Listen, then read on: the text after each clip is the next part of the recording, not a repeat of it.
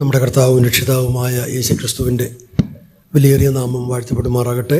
நம்முடைய கர்த்தரும் இரட்சகருமாய் இருக்கிற கர்த்தராகிய இயேசு கிறிஸ்துவினுடைய விலையேறப்பெற்ற நாமம் மகிமைப்படுவதாக. എല്ലാവർക്കും കർത്താവായ യേശുക്രിസ്തുവിൻ്റെ നിസ്തുല്യ നാമത്തിൽ എൻ്റെ സ്നേഹവന്ദനം അറിയിച്ചു കൊള്ളുന്നു. உங்கள் யாவருக்கும் ஆண்டவராகிய இயேசு கிறிஸ்துவினுடைய ஒப்பற்ற நாமத்தினாலே என்னுடைய அன்பின் வாழ்த்துக்களை நான் தெரியப்படுத்துகின்றேன். ഇവിടെയുള്ള വിലയേറിയ ദൈവജനത്തിന് മുമ്പാകെ തുറക്കപ്പെട്ട തിരുവെഴുത്തുമായി നിൽപ്പാൻ ദൈവം എന്നെ സഹായിച്ചതോർത്ത് ദൈവത്തെ സ്തുതിക്കുന്നു. இங்கே இருக்கக்கூடியதான தேவனுடைய பிள்ளைகளுக்கு முன்பதாக திறக்கப்பட்ட வேத புத்தகத்தோடு கூட அமர்ந்திருக்கும்படியாக தேவன் எனக்கு கொடுத்திருக்கிற இந்த நல்ல தருணத்துக்காக நான் தேவனை துதிக்கின்றேன். 12 വർഷങ്ങൾക്ക് മുമ്പ് ഈ കോൺഫറൻസിൽ സംബന്ധിപ്പാനായിട്ട് എനിക്കും ഇടയായി. പിന്നെയും ഈ പ്രാവശ്യം വരുവാനും ഇങ്ങനെ ആയിരിക്കാനും ഇടയായതിൽ ദൈവത്തെ സ്തുതിക്കുന്നു. 12 ஆண்டுகளுக்கு முன்பதாக இந்த முகாமிலே பங்கு பெறவும் கர்த்தர் எனக்கு கிருபை செய்தார். மறுபடியுமாக உங்களோடு கூட சேர்ந்து கர்த்தரை மகிமைப்படுத்த கர்த்தர் கொடுத்த இந்த கிருபைக்காக கர்த்தரை துதிக்கின்றேன். ഈ ക്യാമ്പിൽ കടന്നു വന്നിരിക്കുന്ന എല്ലാവരെയും ഓർത്ത് ദൈവത്തെ സ്തുതിക്കുന്നു. இந்த முகாம் கடந்து வந்திருக்கிற உங்கள் யாவரையும் நினைத்து கர்த்தரை நான் துதிக்கின்றேன். ഈ ക്യാമ്പിൻ്റെ കമ്മിറ്റി അംഗങ്ങൾ, ഇതിനുവേണ്ടി അധ്വാനിക്കുന്നവരെ എല്ലാവരെയും ദൈവം ധാരാളമായി അനുഗ്രഹിക്കട്ടെ എന്ന് പ്രാർത്ഥിക്കുന്നു. இந்த முகாமுடைய பொறுப்பாளர்கள் கடந்து வந்திருக்கிற யாவரையும் கர்த்தர் ஏராளமாக ஆசீர்வதிப்பாராக. നമ്മുടെ ഇന്നത്തെ ധ്യാന ചിന്തയ്ക്കായി യോഹന്നാന്റെ സുവിശേഷം 15-ാം അധ്യായത്തിലേക്ക് നമ്മുടെ ശ്രദ്ധയെ തിരിക്കാം. நம்முடைய இன்றைய தியான வேளைக்காக யோவான் சுவிசேஷம் 15-ாம் அதிகாரத்துக்கு நேராக நம்முடைய சிந்தனைகளை நாம் திருப்பலாம். യോഹന്നാന്റെ സുവിശേഷം 13 മുതൽ 16 വരെയുള്ള അധ്യായങ്ങൾ നമ്മുടെ കർത്താവിൻ്റെ മാളികമുറി പ്രഭാഷണങ്ങൾ എന്നറിയപ്പെടുന്ന അധ്യായങ്ങളാണ്. யோவான் 13 முதல் 16 வரை இருக்கக்கூடியதான அதிகாரங்கள் நம்முடைய கர்த்தராகிய இயேசு கிறிஸ்துவினுடைய மேலறை பிரசங்கமாக இருக்கின்றது. നമ്മുടെ കർത്താവ് തിരുവായി മൊഴിഞ്ഞ് അരുളി ചെയ്ത അനുഗ്രഹീതമായ വാക്കുകളാണ് ഇതിൽ ആലേഖനം ചെയ്തിരിക്കുന്നത്. நம்முடைய ஆண்டவர் தம்முடைய திருவாய் திறந்து அவர் பேசின ஆசீர்வதிக்கப்பட்டதான வார்த்தைகள் இங்கே சொல்லப்பட்டிருக்கிறது. നാം ധ്യാനചിന്തയുടെ സൗകര്യാർത്ഥം തിരിക്കുകയാണെങ്കിൽ 3 ഭാഗങ്ങളായി ഇതിനെ തിരിക്കാവുന്നതാണ്. நாம் நம்முடைய தியான சிந்தனையின் பிரயோஜனத்திற்காக இதை பகுப்போம் என்று சொன்னால் 3 பகுதிகளாக நாம் பிரிக்க முடியும். അതിൽ 1 മുതൽ 11 വരെയുള്ള വാക്യങ്ങളിൽ ഒരു വിശ്വാസിക്ക് കർത്താവിനോടുള്ള ബന്ധമാണ് സൂചിപ്പിച്ചിരിക്കുന്നത്. இதனுடைய 1 தொடங்கி 11 வரையுள்ளதான வசனங்களில் ஒரு விசுவாசி ஆண்டவரோடுள்ளதான உறவை அது சொல்லுகின்றது. 12 മുതൽ 18 വരെയുള്ള വാക്യങ്ങളിൽ ഒരു വിശ്വാസിക്ക് കൂട്ടുവിശ്വാസികളോടുള്ള ബന്ധമാണ്. 12 முதல் 18 வரை இருக்கக்கூடியதான வசனங்களிலே ஒரு விசுவாசி உடன் விசுவாசியோடு இருக்கக்கூடியதான ஒரு உறவை அது பார்க்கின்றோம். 19 മുതൽ 27 വരെയുള്ള വാക്യങ്ങളിൽ ഒരു വിശ്വാസിക്ക് ലോകത്തോടുള്ള ബന്ധമാണ്. 19 முதல் 27 வரையுள்ளதான வசனங்களில் ஒரு விசுவாசிக்கு உலகத்தோடுள்ளதான உறவை நாம் அங்கே பார்க்கின்றோம். ഒരു വിശ്വാസിക്ക് കർത്താവിനോടുള്ള ബന്ധം വർദ്ധിച്ചാൽ കൂട്ടുവിശ്വാസികളുള്ള ബന്ധവും വർദ്ധിക്കും. ஒரு விசுவாசிக்கு ஆண்டவரோடுள்ளதான உறவு அதிகரிக்கும் என்றால் உடன் விசுவாசிகளோடுள்ளதான உறவிலும் அவர்கள் அதிகரிப்பார்கள். அப்ப ലോകത്തോടുള്ള ബന്ധം കുറയും. அப்பொழுது உலகத்தோடுள்ளதான அந்த உறவு குறைந்து போகும். அது നേരെ തിരിച്ച് സംഭവിക്കാവുന്നതാണ്. அது முற்றிலுமாக எதிர்மறையாக கூட நடக்கும். ഒരു വിശ്വാസിക്ക് കർത്താവിനോടുള്ള ബന്ധം കുറഞ്ഞാൽ കൂട്ടുവിശ്വാസികളോടുള്ള ബന്ധവും കുറയും. ஒரு விசுவாசி ஆண்டவரோடுள்ளதான உறவிலே அவர் குறைவார் என்றால் உடன் விசுவாசிகளோடுள்ளதான உறவிலும் அவர் குறைந்து போவார். அப்ப ലോകത്തോടുള്ള ബന്ധം വർദ്ധിക്കുവാനിടയായിത്തീരും. அப்பொழுது உலகத்தோடுள்ளதான அந்த உறவானது அது அதிகரிக்கக்கூடியதாக இருக்கும். அது വളരെ അപകടകരമായ ഒരു കാര്യമായി നമുക്ക് കാണുവാനായിട്ട് കഴിയും. அது மிக ஆபத்தான ஒன்றாக நாம் பார்க்க முடியும். ഇതിൽ ആദ്യത്തെ ഭാഗമാണ് ഇന്ന് രാവിലെ ചിന്തിക്കുവാനായിട്ട് കർത്താവിന്റെ കൃപയിൽ ആശ്രയിച്ച് ഞാൻ ആഗ്രഹിക്കുന്നു. இதனுடைய முதல் பகுதியை தான் இந்த காலை வேளையிலே சிந்திக்கும்படியாக கர்த்தரை நான் சார்ந்து கொண்டு நிற்கின்றேன். 1 മുതൽ 11 വരെയുള്ള വാക്യങ്ങളിൽ ഒരു വിശ്വാസിക്ക് കർത്താവിനോടുള്ള ബന്ധം, 1 முதல் 11 வரையுள்ளதான வசனங்களில் ஒரு விசுவாசிக்கு ஆண்டவரோடுள்ளதான உறவு அல்லது தொடர்பு, ഒരു വിശ്വാസിക്ക് കർത്താവിനോടുള്ള ബന്ധം ഉന്നതമാക്കി തീർക്കുവാനായിട്ട് ഈ ഭാഗത്ത് 3 മാനദണ്ഡങ്ങൾ പറഞ്ഞിട്ടുണ്ട്. ஒரு விசுவாசிக்கு ஆண்டவரோடுள்ளதான உறவை உன்னதமான ஒரு அனுபவத்துக்குள்ளாக கொண்டு போகிறதற்கு 3 விதமான நிபந்தனைகள் அல்லது காரணங்கள் இங்கே சொல்லப்பட்டிருக்கிறது. ഒന്നാമത്തെ മാനദണ്ഡം അതിന്റെ 4-ാം വാക്യത്തിലാണ്. முதலாவது நிபந்தனை அதனுடைய 4வது வசனத்திலே சொல்லப்பட்டிருக்கிறது. എന്നിൽ വസിപ്പീൻ എന്ന് നമ്മൾ കാണുകയാണ്. என்னிலே நிலைத்திருங்கள் என்பதாகும். രണ്ടാമത്തെ മാനദണ്ഡം അതിന്റെ 7-ാം വാക്യത്തിലാണ്. இரண்டாவது நிபந்தனை அதனுடைய 7வது வசனத்திலே இருக்கிறது. എന്റെ വചനം നിങ്ങളിൽ വസിക്കണം, என் வார்த்தைகள் உங்களில் நிலைத்திருக்க வேண்டும். മൂന്നാമത്തെ മാനദണ്ഡം അതിന്റെ 9-ാം വാക്യത്തിലാണ്. மூன்றாவது நிபந்தனை அதனுடைய 9வது வசனத்தில் இருக்கிறது. എന്റെ സ്നേഹത്തിൽ വസിപ്പീൻ, என்னுடைய அன்பிலே நிலைத்திருங்கள். അങ്ങനെ 3 മാനദണ്ഡങ്ങളാണ് ഇവിടെ നമ്മൾ കാണുന്നത്. அவ்விதமாக 3 நிபந்தனைகள் இங்கே சொல்லப்பட்டிருக்கிறது. ഈ 3 മാനദണ്ഡങ്ങൾ നാം പ്രമാണിക്കുവാൻ തയ്യാറായാൽ കർത്താവിനുള്ള ബന്ധം നമുക്ക് ഉന്നതമായി തീരും. இந்த மூன்று நிபந்தனைகளை கைக்கொள்ளுகிறதற்கு நாம் ஆயத்தமாய் இருப்போம் என்றால் ஆண்டவருள்ளதான உறவு அது கனத்துக்குரிய ஒன்றாக இருக்கும். ഒന്നാമത്തെ മാനദണ്ഡം 4-ാം വാക്യത്തിൽ നമ്മൾ കണ്ടു, എന്നിൽ വസിപ്പീൻ എന്നാണ് നമ്മൾ കാണുന്നത്. முதலாவது அந்த நிபந்தனையை நான் பார்க்கும் பொழுது 4 வசனத்திலே என்னில் நிலைத்திருங்கள் என்பதாகும். കർത്താവിനുള്ള നമ്മുടെ ആഴമേറിയ ബന്ധമാണ് അവിടെ ഉദ്ദേശിക്കുന്നത്. இந்த ஆண்டவரோடுள்ளதான ஒரு ஆழமான உறவை நாம் அதிலே பார்க்கின்றோம். നമുക്കറിയാം, സഭയെക്കുറിച്ച് നമ്മൾ പഠിക്കുമ്പോൾ സഭയും സാദൃശ്യങ്ങളും എന്നൊരു വിഷയം നമ്മൾ പഠിക്കാറുണ്ട്. நாம் சபை குறித்த நிலையிலே நாம் சிந்திக்கும் பொழுது சபையும் சபையை குறித்ததான ஒப்பீடுகளும் என்கிற காரியங்களை நாம் சிந்திக்க முடியும். അത് കർത്താവിനുള്ള നമ്മുടെ ബന്ധത്തെയാണ് ഈ സാദൃശ്യങ്ങളെല്ലാം കാണിക്കുന്നത്. அது ஆண்டவரோடுள்ளதான உறவை தான் இந்த ஒப்பீடுகள் எல்லாம் நமக்கு காண்பிக்கின்றது. ഒരു സാദൃശ്യം ഇടയനും ആടുകളും എന്നുള്ളതാണ്. ஒரு ஒப்பீடு மேய்ப்பனும் ஆடுகளும் என்பதாகும். ഇടയനായ നമ്മുടെ കർത്താവിനോട് ആടുകളായി നമ്മൾ ചേർന്നിരിക്കണം. மேய்ப்பராகிய நம்முடைய ஆண்டவரோடு கூட ஆடுகளாகிய நாம் இணைந்திருக்க வேண்டும். ആ ഇടയൻ പറയുന്ന വഴിയെ നമ്മൾ ആടുകളായി നമ്മൾ യാത്ര ചെയ്യണം. அந்த மேய்ப்பன் சொல்லக்கூடியதான அந்த வழியிலே ஆடுகளாகிய நாம் பயணப்பட வேண்டும். മറ്റൊരു സാദൃശ്യം മൂലക്കല്ലും കല്ലുകളും എന്നുള്ളതാണ്. மற்றொரு ஒப்பீடானது மூலைக்கல்லும் கல்லுகளாகும்.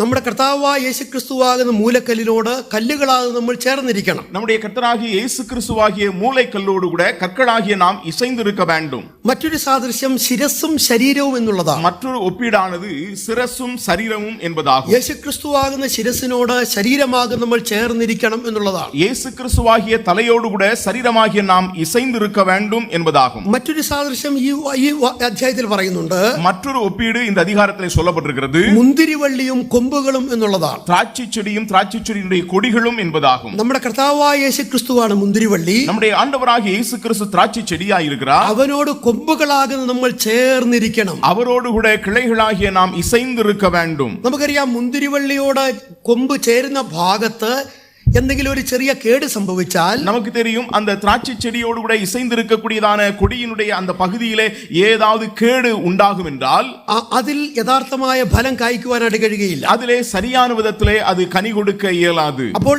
യാതൊരു കേടുമില്ലാതെ ദൈവത്തോടുള്ള ആഴമേറിയ ബന്ധം ഒരു വിശ്വാസി പുലർത്തണം എന്നുള്ളതാണ് ഇവിടെ നമുക്ക് കാണുവാൻ കഴിയുന്നത്. ஆகவே எந்த விதமான குறைபாடு இல்லாதபடிக்கு ஒரு விசுவாசி தேவனோடுள்ளதான ஒரு உறவை அவர் கொண்டிருக்க வேண்டும் என்கிறதான் இந்த காரியம் நமக்கு வெளிப்படுத்துகிறது. കർത്താവിനോടുള്ള ആഴമേറിയ സ്നേഹബന്ധമാണ് ഇവിടെ ഉദ്ദേശിക്കുന്നത്. ஆண்டவரோடுள்ளதான ஒரு ஆழமான அன்பின் உறவை தான் நாம் இங்கே பார்க்கின்றோம்.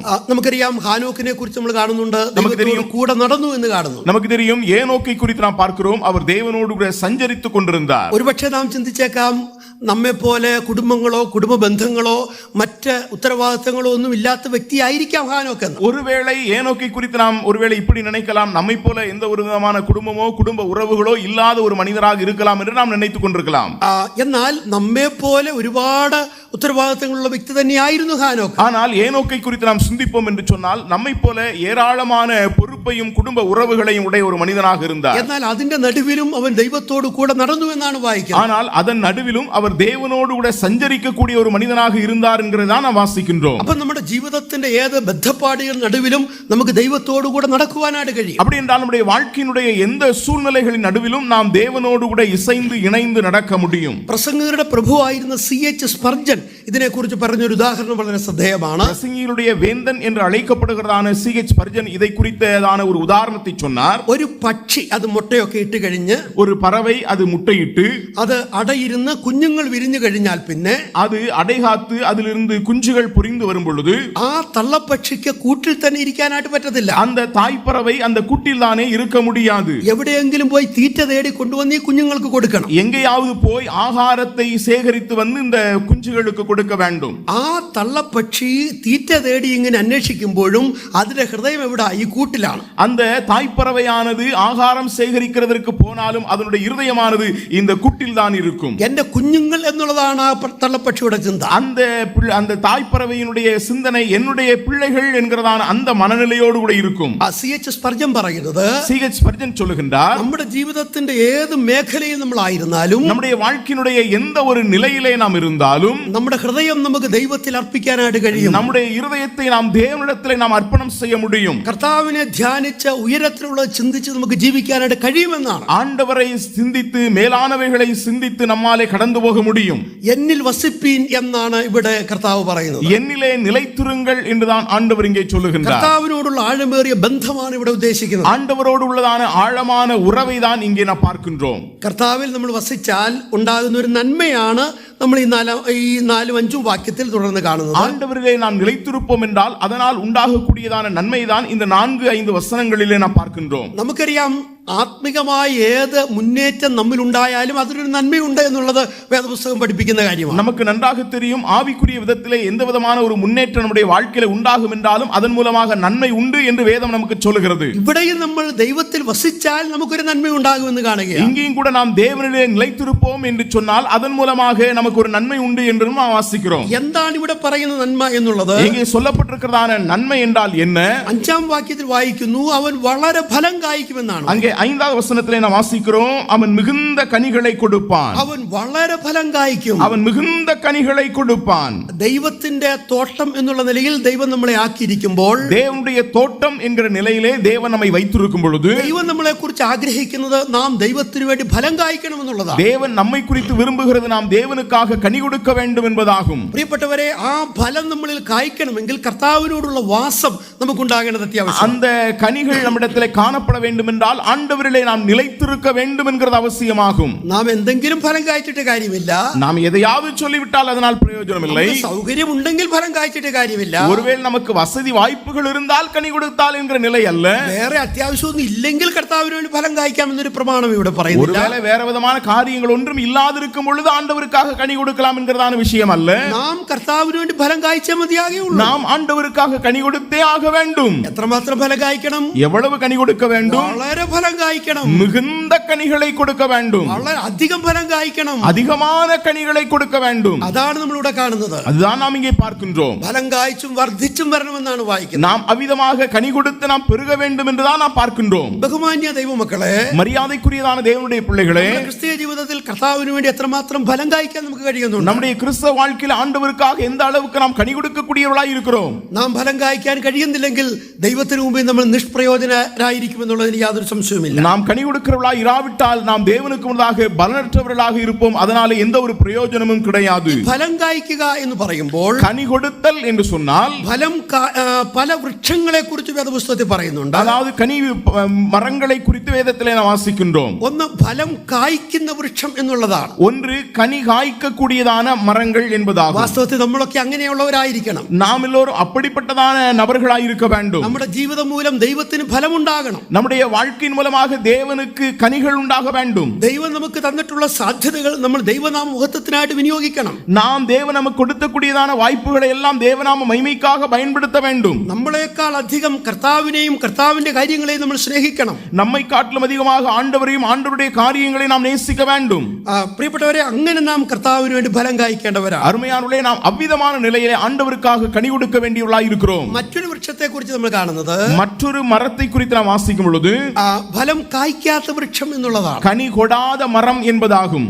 മർക്കോസിന്റെ സുവിശേഷം 11-ാം അധ്യായം 11 മുതലുള്ള വാക്യങ്ങൾ നമുക്ക് നോക്കാം. நாம் மார்க்கு சுவிசேஷம் அதனுடைய 11ஆம் அதிகாரத்தினுடைய 11 தொடங்கியுள்ளதான வசனங்களை நாம் கவனிப்போம் என்றால் അവിടെ ഫലം കായ്ക്കാത്തൊരു വൃക്ഷത്തെ കുറിച്ച് നമ്മൾ കാണുന്നുണ്ട്. அங்கே கனி கொடாத ஒரு மரத்தை குறித்து நாம் வாசிக்கின்றோம். നമ്മുടെ കർത്താവ് യെരുശലേമിൽ നിന്ന് നടന്നു വരികയായിരുന്നു. நம்முடைய ஆண்டவர் எருசலேமை நோக்கி அவர் வருகின்றார்.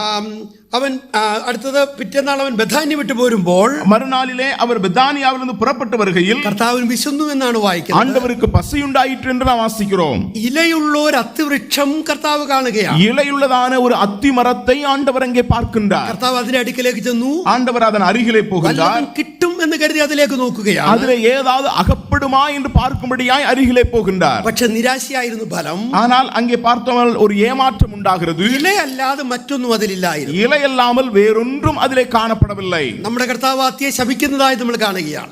நம்முடைய ஆண்டவர் அந்த அத்தி மரத்தை சபிக்கிறதை நாம் பார்க்கின்றோம். ഒരുപക്ഷെ നമ്മൾ ചിന്തിച്ചേക്കാം, അയ്യോ കർത്താവ് എന്തിനാ അത്തിയെ ശപിച്ചത്? ஒருவேளை நாம் இப்படிதமாக நினைக்கலாம், ஆண்டவர் எதற்காக அத்தி மரத்தை சபித்தார்? അതിന്റെ ആവശ്യം ഉണ്ടായിരുന്നു. அதனுடைய தேவை இருந்ததா?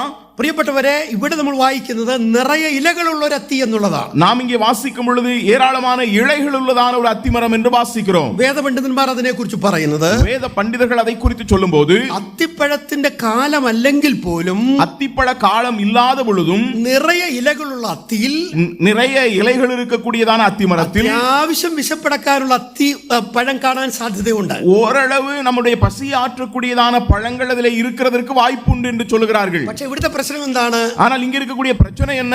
നിറയെ ഇലകൾ മാത്രമേ ഉള്ളൂ, அங்கே இலைகள் ஏராளம் இருக்கிறது, ഒരു അത്തിപ്പഴം പോലും ഇല്ല. ஆனால் ஒரு அத்திப்பழமும் கூட அதிலே இல்லை. അതിനാണ് കർത്താവ് ഇതിനെ ശപിച്ചത്. ஆகவேதான் ஆண்டவர் இதை சபித்தார். ഇത് കേവലം ഒരു വൃക്ഷത്തെ കുറിച്ച് പറയാനല്ല കർത്താവ് இது ഓർപ്പിച്ചിരിക്കുന്നത്. சாதாரணமாக ஒரு மரத்தை குறித்து சொல்லும்படியாக ஆண்டவர் இதை எழுதி வைக்கவில்லை. നമ്മുടെ വ്യക്തി ജീവിതങ്ങളെ കുറിച്ച് ഓർപ്പിക്കാനാണ് ഇത് ഓർപ്പിച്ചിരിക്കുന്നത്. நம்முடைய தனிப்பட்ட வாழ்க்கை குறித்து சொல்லும்படியாக ஆண்டவர் இதை எழுதி வைத்திருக்கிறார். നമ്മുടെയും ജീവിതത്തിൽ ദൈവം നമുക്ക് ഒരുപാട് ഇലകൾ തന്നിട്ടുണ്ട്. நம்முடைய வாழ்க்கையிலும் ஆண்டவர் ஏராளமான இலைகளை கொடுத்திருக்கிறார். ഒരുപാട് നന്മകൾ ദൈവം നമുക്ക് തന്നിട്ടുണ്ട്. ஏராளமான நன்மைகளை கொடுத்திருக்கிறார். എണ്ണമില്ലാത്ത നന്മകൾ ദൈവം നമുക്ക് തന്നിട്ടുണ്ട്.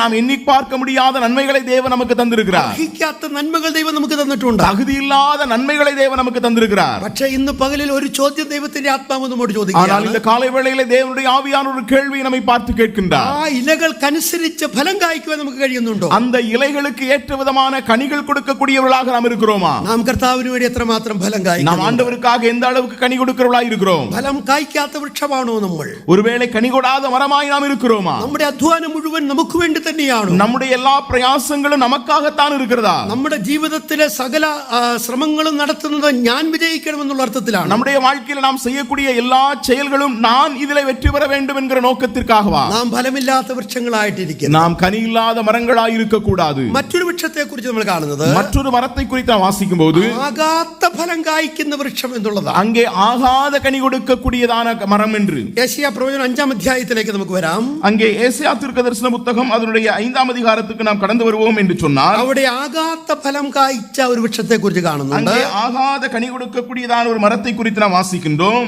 യെശയ്യാ പ്രവചനം 5-ാം അധ്യായം അതിന്റെ 1-2 വാക്യങ്ങൾ. ஏசாயா தீர்க்கதரிசன புத்தகம் அதனுடைய 5ஆம் அதிகாரத்தினுடைய 1-2 வாக்கியங்களை நாம் வாசிப்போம் என்றால், വാസ്തവത്തിൽ അതൊരു പാട്ടാണ്.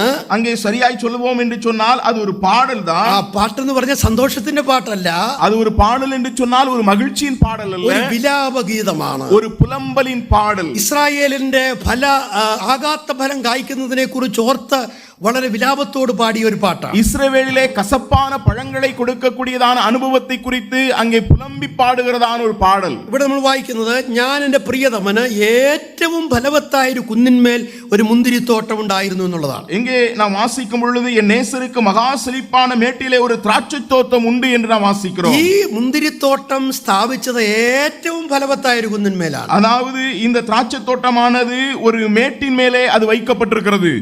അടുത്ത വായിക്കുന്നത്, അവൻ അതിന് വേലി കെട്ടി എന്നാണ്. அங்கே நாம் வாசிக்கிறோம் அதற்கு ஒரு வேலி அடைக்கப்பட்டிருந்தது என்று. എന്തിനാ വേലി കെട്ടിയത്? எதற்காக வேலி அடைக்கப்பட்டிருந்தது? ഒന്നും ഇതിനകത്ത് കയറരുത്, சத்துருக்களோ மற்ற யாரும் உள்ளே வரக்கூடாது. അടുത്ത അതിലെ കല്ല് പെറുക്കി കളഞ്ഞു. அடுத்து அதிலே கற்களை பொறுக்கி எடுக்கப்பட்டிருக்கிறது. വേരുകളൊക്കെ നന്നായിട്ട് ഓടാനാണ് കല്ല് പെറുക്കി കളഞ്ഞത്. அங்கே வேலி வழியா நல்லா சரியா காரியங்கள் இருக்க வேண்டும் என்றுதான் கற்கள் அங்கே பொறுக்கப்படுகிறது. അടുത്തത് അതിൽ നല്ല വക മുന്തിരിവള്ളി നട്ടു. அதன் பின்பதாக அதிலே நற்குல திராட்சை செடியானது நடப்படுகிறது. ഓർക്കണം, നല്ല സ്ഥലത്താണ് ഈ മുന്തിരി കൃഷി വെച്ചിരിക്കുന്നത്. இந்த திராட்சை தோட்டமானது நல்ல ஒரு இடத்துல இருக்கிறது. അത് മാത്രമല്ല, നട്ടതും നല്ല വക മുന്തിരിവള്ളിയാണ്. அது மட்டுமல்ல, அங்கே நாட்டப்பட்டதான அந்த திராட்சை செடியும் நற்குல திராட்சை செடியாக இருக்கிறது. തുടർന്ന് വായിക്കുന്നത്, നടുവിൽ ഒരു ഗോപുരം പണിതു എന്നാണ്. அது மட்டுமல்ல, தொடர்ந்து வாசிக்கிறோம், நடுவிலே ஒரு கோபுரமும் கட்டப்பட்டது. എന്തിനാ നടുവിൽ ഒരു ഗോപുരം പണിതത്? எதற்காக ஒரு நடுவிலே ஒரு கோபுரம் கட்டப்பட்டது? തോട്ടം മുഴുവനും ശരിയായിട്ട് കാണണം. அந்த தோட்டத்தை முழுவதுமாக பார்க்க வேண்டும். അടുത്തത് ഒരു ചക്കുമിട്ടു എന്നാണ്. அதை தொடர்ந்து ஒரு ஆலையும் அங்கே உண்டு பண்ணப்பட்டது. ഇവിടെ നിന്ന് ഒരുപാട് മുന്തിരിങ്ങ ഉണ്ടാകും. இங்கே ஏராளமான திராட்சை பழங்கள் உண்டு பண்ணப்படும். ഇതെല്ലാം കൂടെ ചുമന്നുകൊണ്ട് വേറൊരു ചക്കിൽ കൊണ്ടുപോയി ആട്ടിയെടുക്കുക എന്ന് പറഞ്ഞ വളരെ ശ്രമകരമായ കാര്യമാണ്. இவைகளெல்லாம் கொண்டு போய் வேறொரு இடத்திலே அதை ஆட்டி எடுக்க வேண்டும் என்றால் அது மிக கடினமான ஒரு வேலை. അതുകൊണ്ട് ഈ തോട്ടത്തിൽ തന്നെ ഒരു ചക്ക് നട്ടു. ஆகவே இந்த தோட்டத்தில் தானே ஒரு ஆலை உண்டு பண்ணப்பட்டது. അടുത്തത് മുന്തിരിങ്ങ കായ്ക്കുമെന്നവൻ കാത്തുകൊണ്ടിരുന്നു. அதற்கப்புறம் அது நல்ல பழங்களை தரும் என்று காத்திருக்கிறார். വളരെ പ്രതീക്ഷയോട് നോക്കിയിരിക്കുകയാണ്. மிக எதிர்பார்ப்போடு கூட உட்கார்ந்திருக்கிறார். ഒടുവിൽ നമ്മൾ കാണുന്നത് എന്താണ്? ஆனால் இறுதியாக நாம் என்ன வாசிக்கிறோம்? ഏറ്റവും ദുഃഖകരമായ ഒരു കാര്യമാണ്. மிக துக்ககரமான ஒரு விஷயம். കായ്ച്ചതോ കാട്ടുമുന്തിരിങ്ങ അത്രേ, அதுவோ கசப்பான பழங்களை தந்தது. എന്താണ് ഇതുകൊണ്ടുള്ള പ്രയോജനം? இதனால என்ன பயன்? ആർക്കിത് കഴിക്കാനായിട്ട് കഴിയും? யார் இதை புசிக்க முடியும்? ഇത് ഉണ്ടാകാതിരുന്നെങ്കിൽ ഏറ്റവും നല്ലതായിരുന്നു. ஒருவேளை இப்படிப்பட்டதான கனிகள் வராமல் இருந்தாலே நன்றாயிருந்திருக்கும். ആകാത്ത ഫലം കായ്ക്കുന്ന മുന്തിരിവള്ളി, இங்கே ஆகாத கொடிகளாய் மாறி போனதான திராட்சை செடி. പ്രിയപ്പെട്ടവരെ, വാസ്തവത്തിൽ നമ്മുടെ ജീവിതം ഇങ്ങനെ ഉണ്ടാകുവാനായിട്ട് പാടുള്ളതല്ല. அருமையானவர்களே, நம்முடைய வாழ்க்கை இப்படிப்பட்டதாக காணப்படக்கூடாது. നാം ആരും ആകാത്ത ഫലം കായ്ക്കുവാനായിട്ട് പാടുള്ളതല്ല. நாம் யாரும் தேவையற்ற கனிகளை கொடுக்கிறவர்களாய் இருக்கக்கூடாது. നമ്മുടെ വായിൽ നിന്ന് അരുതാത്ത വാക്കുകൾ വരാൻ പാടുള്ളതല്ല. நம்முடைய வாயிலிருந்து தேவையற்ற வார்த்தைகள் வரக்கூடாது. സഭയിൽ നമ്മൾ മുഖാന്തരം ഒരു പ്രശ്നം ഉണ്ടാകുവാൻ പാടുള്ളതല്ല. சபையிலே நம் நிமித்தமான நிலையிலே ஒரு பிரச்சனை உருவாக கூடாது. നമ്മൾ മുഖാന്തരം വേറൊരു ദൈവമക്കൾക്ക് ഒരു വേദന ഉണ്ടാകുവാൻ പാടുള്ളതല്ല. நம் நிமித்தமாக வேறொரு தேவனுடைய பிள்ளைக்கு எந்த விதத்திலும் ஒரு வேதனை ஏற்படக்கூடாது. അതൊക്കെ വന്നാൽ അത് ആകാത്ത ഫലങ്ങളാണ്. அப்படிப்பட்டவைகள் இருக்கும் என்றால் அவைகள் தேவையற்றதான கனிகள். ജീവിതത്തിൽ മോശമായ സ്വഭാവങ്ങൾ ഉണ്ടാകാൻ പാടില്ല. வாழ்க்கையிலே மோசமான குணாதிசயங்கள் கடந்து வரக்கூடாது. മദ്യപാനം ഉണ്ടാകാൻ പാടില്ല. மதுபானம் கூடாது. പുകവലി ഉണ്ടാകാൻ പാടില്ല. சிகரெட் பிடிக்க கூடாது. മയക്കുമരുന്നുകൾ ഉപയോഗിക്കാൻ പാടില്ല. போதை பொருட்களை பயன்படுத்தக்கூடாது. പാൻ മസാല അതുപോലെയുള്ള സാധനങ്ങൾ ഉപയോഗിക്കാൻ പാടില്ല. பான் மசாலா போன்றதான காரியங்களை பயன்படுத்தக்கூடாது. ഇത് വല്ലതും നമ്മുടെ ജീവിതത്തിൽ വന്നാൽ, இவைகள் எவையாவது நம்முடைய வாழ்க்கையில வரும் என்றால், ആകാത്ത ഫലമാണ് നമ്മൾ പുറപ്പെടുവിക്കുന്നത്. நாம் தேவையற்றதான கனிகளை கொடுக்கிறவர்களாய் இருக்கிறோம். പാടില്ല പ്രിയപ്പെട്ടവരെ, அது ஒருபோதும் கூடாது அருமையானவர்களே. അത് അനുവദനീയമല്ല എന്ന് വേദപുസ്തകം കൃത്യമായിട്ട് പറയുകയാണ്. அது நமக்கு அனுமதிக்கப்படவில்லை என்று வேத புத்தகம் தெளிவாய் சொல்கிறது. നാം ഫലം കായ്ക്കേണ്ടവരാണ്. நாம் கனி கொடுக்க வேண்டியவர்களாய் இருக்கிறோம். എങ്ങനെയുള്ള ഫലങ്ങളാണ് നാം കായ്ക്കുന്നത് എന്നുള്ളത് നാം നമ്മോട് തന്നെ ചോദിക്കേണ്ടത്. நாம் எப்படிப்பட்டதான கனிகள் கொடுக்கக்கூடியவர்களாய் இருக்கிறோம் என்கிறதை நம்மை நாமே நாம் சோதித்து பார்ப்போம். നമ്മുടെ ജീവിതം കർത്താവിന് വേണ്ടിയുള്ളതാണ്. நம்முடைய வாழ்க்கை ஆண்டவருக்குரியது. നാം ഒരു തീരുമാനത്തോട് ഇവിടെ നിന്ന് കടന്നു പോകുവാൻ ആവശ്യമുണ്ട്. நாம் ஒரு தீர்மானத்தோடு கூட இங்கே இருந்து கடந்து போக வேண்டிய அவசியம் இருக்கிறது. നാം കർത്താവിനുള്ള ഒരു വിശ്വാസിയുടെ ബന്ധമാണ് ചിന്തിക്കുന്നത്. ஒரு விசுவாசிக்கு ஆண்டவரோடுள்ளதான உறவை குறித்து சிந்திக்கிறோம். ആ ബന്ധം ഊഷ്മളമാക്കാനായിട്ടുള്ള 3 മാനദണ്ഡങ്ങളാണ് നമ്മൾ കാണുന്നത്. அந்த உறவை உன்னதமான அனுபவத்துக்குள்ளாய் கொண்டு வருகிறதற்கு 3 நிபந்தனைகள் சொல்லப்பட்டிருக்கிறது. ഒന്നാമത്തെ മാനദണ്ഡം എന്നിൽ വസിപ്പീർ എന്നുള്ളതാണ്. முதலாவது நிபந்தனை என்னிலே நிலைத்திருங்கள் என்பதாகும். രണ്ടാമത്തെ നമ്മൾ 7-ാം വാക്യത്തിൽ കാണിക്കുകയുണ്ടായി, എന്റെ വചനം നിങ്ങളിൽ വസിക്കണം. இரண்டாவதாக 7ஆம் வசனத்திலே வாசிக்கிறோம், என்னுடைய வார்த்தைகள் உங்களிலே நிலைத்திருக்க வேண்டும். ദൈവത്തിന്റെ വചനം നമ്മിൽ വസിക്കണം. தேவனுடைய வார்த்தை நம்மிலே நிலைத்திருக்க வேண்டும். വചനത്തോടുള്ള സ്നേഹം അതിന് വളരെ അത്യാവശ്യമാണ്. வசனத்தோடுள்ளதான அன்பு அதிலே மிக மிக அவசியமான ஒன்று. വചന വായന വളരെ അത്യാവശ്യമാണ്. வசனத்தை வாசிக்கிற அனுபவம் மிக அவசியமான ஒன்று. വചന ധ്യാനം വളരെ അത്യാവശ്യമാണ്. வசனத்தை தியானித்தல்ங்கிறது மிக அவசியமான ஒன்று. വചന പഠനം അത്യാവശ്യമാണ്. வசனத்தை ஆராய்ச்சி செய்தல்ங்கிறது அவசியமான ஒன்று. ഇതൊക്കെ ഇതിന് വളരെ അത്യാവശ്യമായ കാര്യമാണ്. இவைகளெல்லாம் இதற்கு மிக தேவையான ஒன்று. നമ്മൾ ഇന്ന് ഇവിടെ ക്യാമ്പ് നടക്കുകയാണ്. இப்பொழுது இங்கே முகாம் நடந்து கொண்டிருக்கிறது. രാവിലെ നമ്മളിപ്പോൾ വേദപുസ്തകം ബൈബിൾ ഡിവോഷൻ ആണ്. இப்பொழுது காலை வேத தியான பகுதியாகும். ഇത് കഴിഞ്ഞ് നമ്മൾ ക്ലാസ്സുകളിലേക്ക് പ്രവേശിക്കുകയാണ്. இதற்கு அப்புறமாக அடுத்த வகுப்புகளுக்குள்ளாய் நாம் போக போகிறோம். ഈ ക്യാമ്പ് കഴിഞ്ഞ് നമ്മൾ വീട്ടിൽ ചെല്ലും.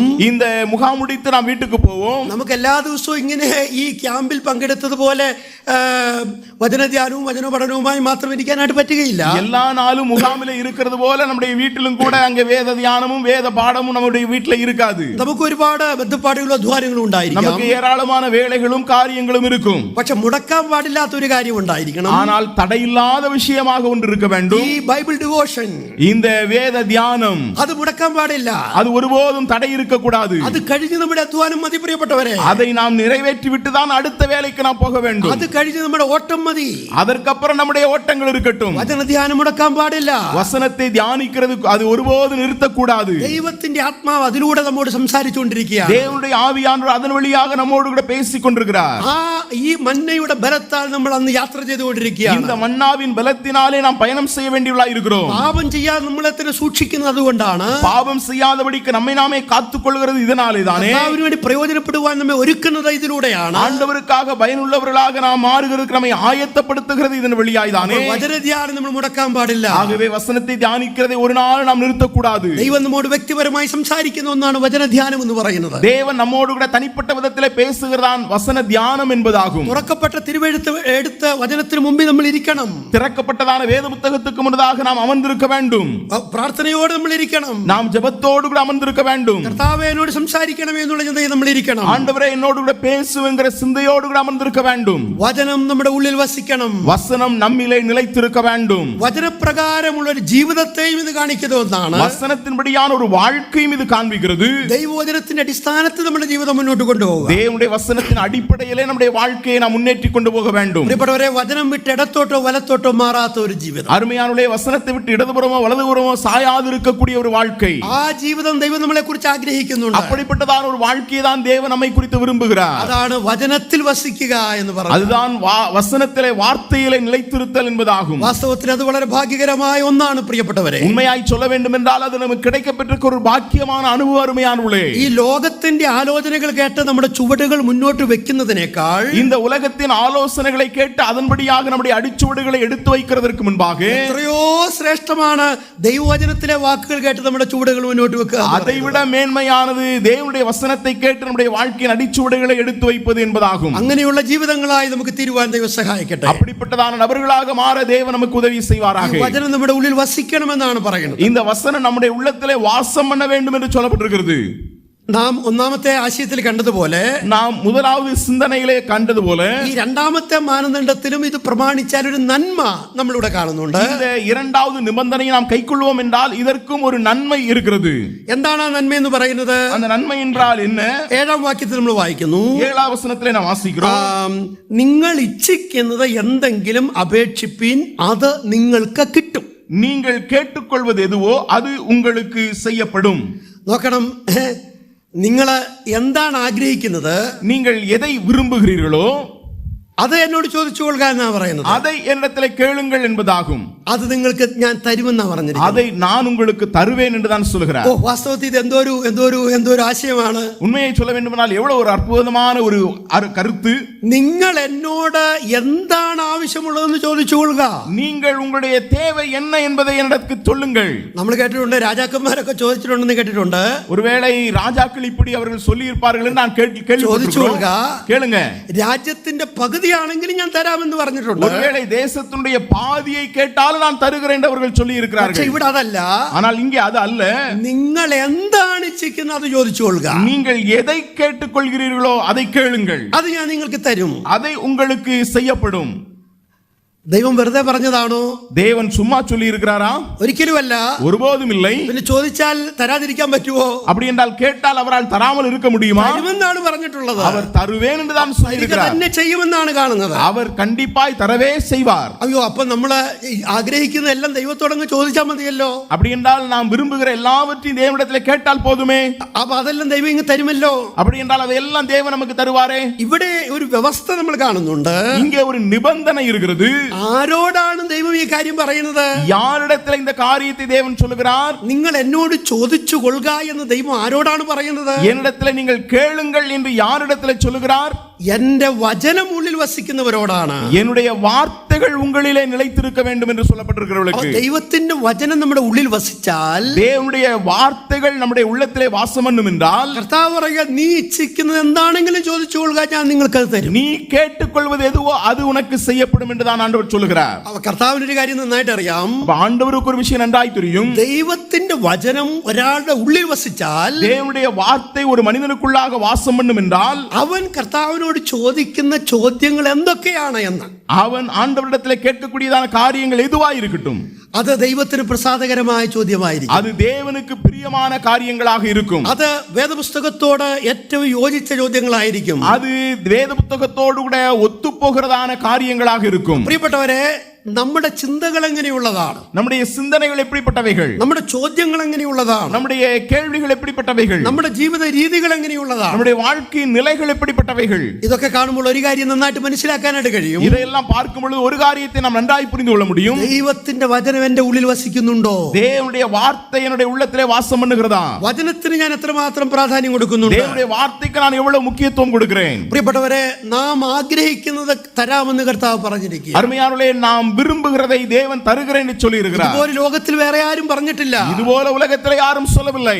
പ്രിയപ്പെട്ടവരെ, ഒരു വചനം ഉള്ളിൽ വസിക്കുന്ന ഒരു വിശ്വാസി, அருமையானவர்களே, வசனத்தை தன்னுடைய உள்ளத்திலே கொண்டிருக்கக்கூடிய ஒரு விசுவாசி എപ്പോഴും ആഗ്രഹിക്കുന്നത്, எப்பொழுது அவன் விரும்புகிறது ആത്മീക നന്മകളാണ്, ஆவிக்குரிய நன்மைகள், ദൈവനാമ മഹത്വത്തിനായിട്ടുള്ള ചിന്തകളാണ്, தேவநாம மகிமைக்கானதான சிந்தனைகள். എന്റെ ജീവിതത്തിൽ എന്ത് സംഭവിച്ചാലും, என்னுடைய வாழ்க்கையில என்ன நடந்தாலும் ദൈവത്തിന് നാമം മഹത്വപ്പെടണം, தேவனுடைய நாமம் மகிமைப்பட வேண்டும். എനിക്ക് നന്മകൾ കിട്ടട്ടെ, எனக்கு நன்மைகள் கிடைக்கட்டும், തിന്മകൾ വരട്ടെ, தீமைகள் வரட்டும், രോഗം വരട്ടെ, வியாதி வரட்டும், മരണം വരട്ടെ, மரணம் வரட்டும், வரட்டும், കടഭാരം വരട്ടെ, கடன்கள் வரட்டும், ജീവിതത്തിൽ എന്തു വന്നാലും வாழ்க்கையில எது வந்தாலும் ദൈവത്തിന്റെ നാമം എന്നിലൂടെ മഹത്വപ്പെടണം. தேவனுடைய நாமம் என்னிலே மகிமைப்பட வேண்டும். ദൈവത്തിന്റെ വചനം നമ്മുടെ ഉള്ളിലുണ്ടെങ്കിൽ നമ്മുടെ ചിന്ത അതായിരിക്കും. தேவனுடைய வசனம் நம்முடைய உள்ளத்தில் இருக்கும் என்றால் நம்முடைய சிந்தனை அதுவாக இருக்கும். പ്രിയപ്പെട്ടവരെ, നാം ഈ വചനത്തിൽ വസിക്കുവാൻ ആവശ്യമുണ്ടെന്നാണ്. அருமையானவர்களே, நாம் இந்த வார்த்தையிலே நிலைத்திருக்க வேண்டும் என்றுதான் அங்கே ஆண்டவர் விரும்புகிறார். നമ്മുടെ കർത്താവ് ഗിരിപ്രഭാഷണത്തിൽ 2 വീടുകൾ പണിത കാര്യത്തെക്കുറിച്ച് പറയുകയുണ്ടായി. நம்முடைய ஆண்டவர் மலைப்பிரசங்கத்திலே 2 வீடுகள் கட்டப்படுகிறதான காரியத்தை குறித்து சொன்னார். ഒരു വീട് പാറമേൽ ആഴക്കുഴിച്ചു പണിതു.